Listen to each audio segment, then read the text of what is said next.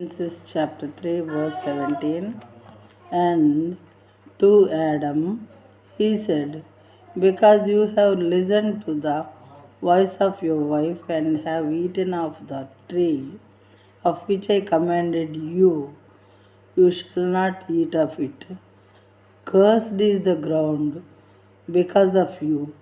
In pain you shall eat of it all the days of your life.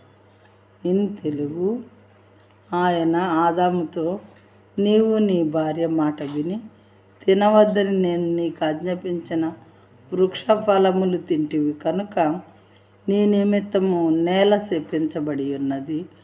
ప్రయాసముతోనే నీవు బ్రతుకు దినములన్నీ దాని పంట తిందువు. ఈ శాపమేమో ఆదాం గారికి ఇచ్చారు దేవుడు.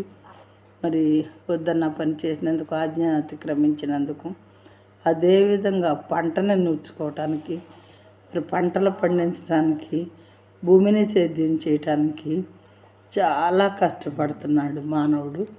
కష్టపడి అనేక బాధలను వచ్చి ఆ పంట ఏదైతే కొద్దిగా దేవుడు ఇస్తాడో అవి తిని జీవిస్తూ ఉన్నాడు అన్నమాట.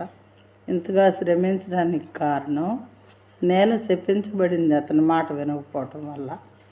అందుకని ఈ రకమైనటువంటి శాపం దేవుడు అతనికి ఇచ్చారన్నమాట. దేవుడు చేయొద్దన్న పని మనం చేయకూడదు. ప్రియమైన వాళ్ళారా, మనం మానవులము, ఆయన భగవంతుడు లేదు, దేవుడు కాబట్టి.